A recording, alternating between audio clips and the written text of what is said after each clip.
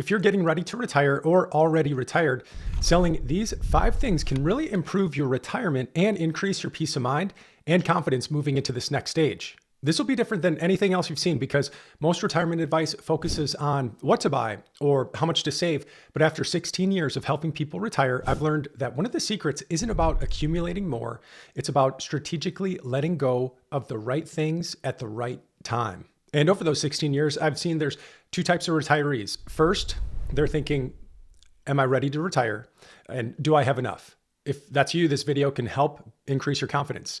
The second type are those that say, I know I'm ready to retire. It's time to take advantage of these go-go years and start doing the things that I've been putting off. If that's you, then this video will help maximize this period of life to the fullest. I'll start with the one that makes the biggest financial impact, and then I'll give you a 3-step framework at the end that you can apply to just be sure that you're making the right decision on whether to sell or not to sell these things. So that first thing, the most common thing our clients sell before or in retirement, it's something that's probably entered your mind, and that's their oversized house. Now, it wasn't always an oversized house. It was the exact right size for their family of 3 or 4 or 5. But now the kids are out on their own. One of my clients, they had a house where they raised 5 kids. All of them are now independent. But my clients, they loved where they lived. When we talked about it, we discovered that they loved the location. There was walking distance to their little downtown area. It was close to a beautiful park.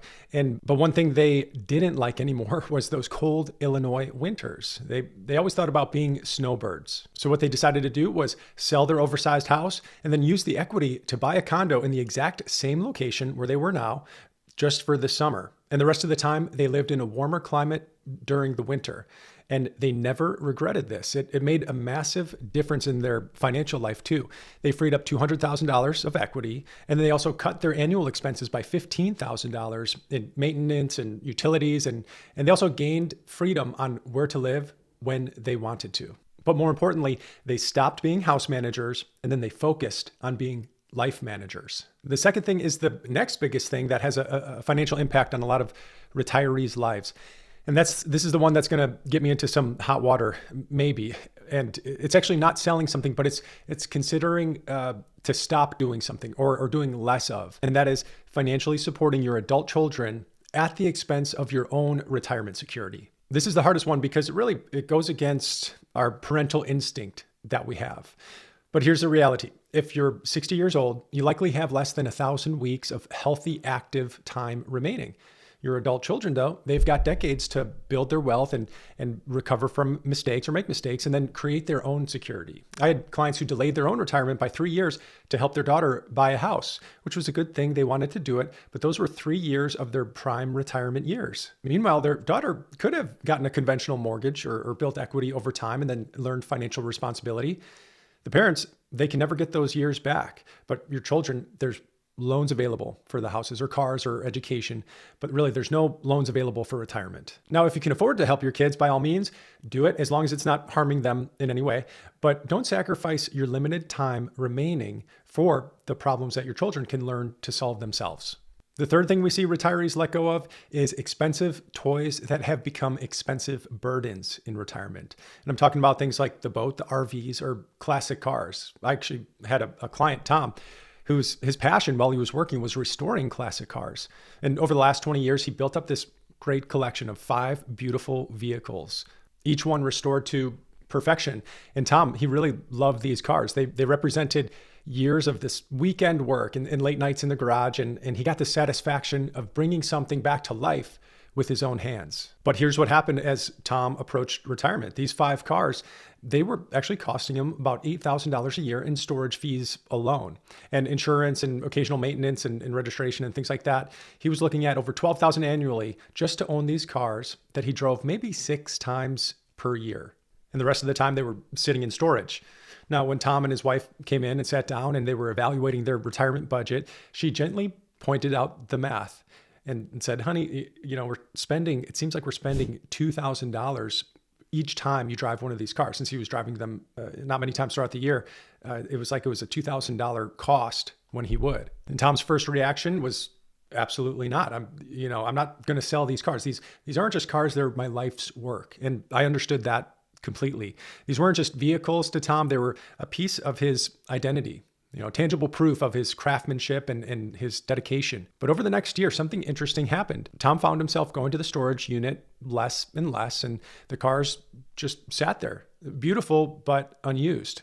Meanwhile, that $12,000 annual expense kept eating away at their retirement budget. And 12 months later, Tom realized he was keeping these cars for who he used to be, but not who he is now in retirement. He was holding on to the memory of restoring them more than he was actually enjoying them.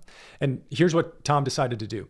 He kept his absolute favorite one, it was his first restoration project. And that was the one that had the most sentimental value and the one that he actually enjoyed driving most of the time. When he would go drive, he'd usually pick this one. And the other four, he sold them to collectors who would actually drive them or appreciate them even more. And the result is Tom cut his annual expenses by $9,000 and then freed up $180,000 in capital and eliminated the stress of maintaining these cars that he rarely used. But here's the best part. He still had his favorite for weekend drives and for car shows.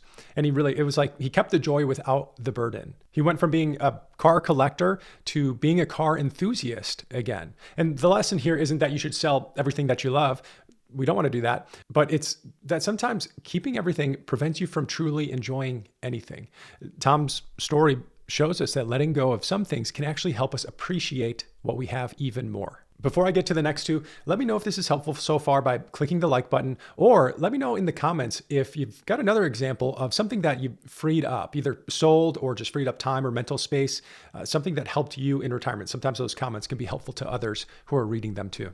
Now, the next thing, it's actually also related to cars, and that is if you're married and you've got two cars.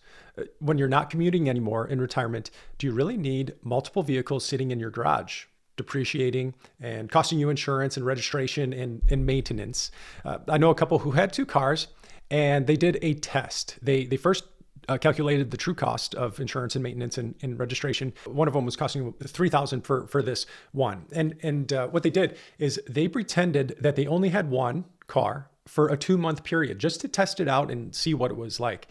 Short story, it was much easier than they thought. And they ended up selling one, and now they have more funds to use to travel instead of maintaining that second vehicle. Now, after I share this next one, I'm going to go over the 3-step framework to follow to help you evaluate if you should really sell or stop doing something. It's just really 3 questions and a few things to think about. And this next one to consider letting go of is a hard one. And it's actually something you can't sell on eBay. And that's your work identity or your need for professional validation in retirement. I had a client who was a successful surgeon for 30 years. And when he retired, he was ready financially. But 6 months later, he said, I used to be Dr. Michael Miller, not his real name.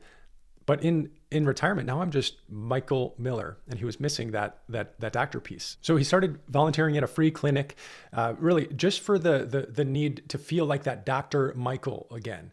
And he was clinging to his old identity instead of discovering his new one. And the breakthrough came when he stopped trying to be Dr. Michael in retirement and started exploring what just being Michael and who he could become. He discovered these past hobbies that he was interested in, things like woodworking, and he started mentoring young people, young doctors. And then he became Grandpa Michael. And he stepped into this new identity in ways that he never could when he was working those 50, 60 hours a week previously. Here's the truth. Your job title was never who you truly were. It's really just what you did. The most successful retirees, they don't try to recreate their work identity in retirement. They use retirement to discover part of themselves that was buried under decades of professional responsibility. You can't discover your true identity while clinging to your old one. That's why letting go of your work identity might be the most important thing that you sell or let go of in retirement. Now let's get to that 3-step framework that I promised so you can help decide what you should sell or let go of. It's really 3 questions. And question 1 is, does this still serve my new life or does it serve my old life? This gets to the heart of identity transition. So ask yourself, was this important because of who I was in my working life or who I'm becoming in retirement? And also, will I actually use this in the lifestyle that I want to live now?